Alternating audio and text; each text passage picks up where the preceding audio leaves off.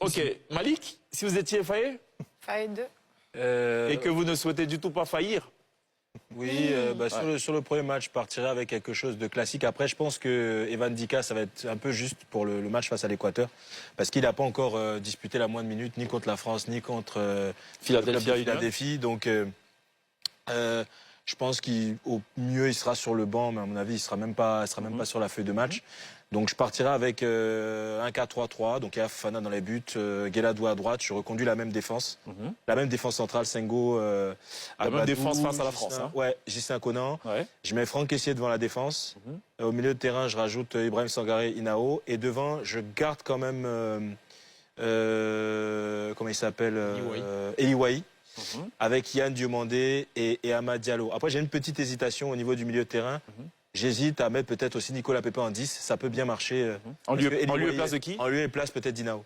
Ça, c'est sur le premier match. Sur le deuxième match face à l'Allemagne, bon, ça va peut-être pas plaire à Mohamed, mais je vais être dans un 4-4-2, mais avec beaucoup de travailleurs, avec Seko, avec Franck Kessié.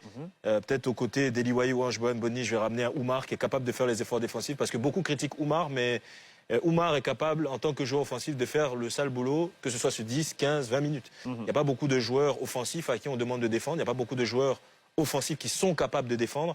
Donc moi, je pense qu'il peut apporter ça. Évidemment, avec un peu plus de calme, un peu plus de lucidité, parce qu'effectivement, je pense que s'il reproduit le même schéma en match amical en match face à l'Allemagne qu'il a fait sur le match amical, il pourrait avoir 2 jaunes, il pourrait être expulsé. Et puis contre Curaçao, pareil, soit je pars sur un 4-3-3, soit je pars sur un 4-4-2, mais vraiment offensif là pour le coup, parce que je pense que face à Curaçao, il faut se faire respecter. Ouais.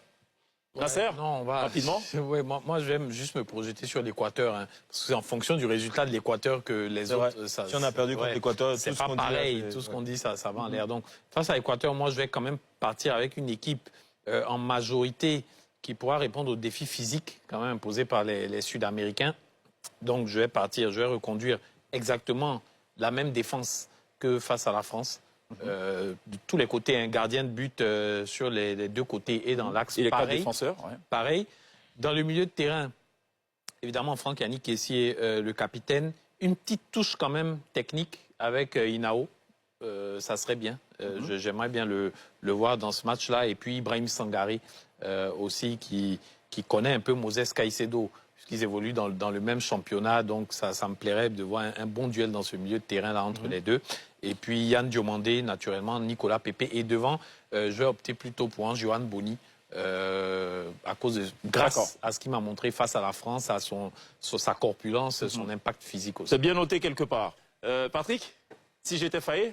Alors, moi, je vais partir en 4-2-3-1. Quelque chose va se passer déjà? Quelque chose va se passer, ça c'est sûr. En 4-2-3-1. D'accord. Donc avec la même défense, Agbadou, Singo, Gislain et Guila à droite. À la récupération, donc Franck et Seko qui vont alterner. Et puis Pepe Nicolas en électron libre, Yann Diomandé, Amad Diallo, et puis en attaque Eli Wahi, parce que j'aime bien ces attaquants-là qui prennent l'espace, qui jouent entre les lignes, qui étirent la défense. Voilà. Alors, je retiens une chose de l'ensemble de vos propos.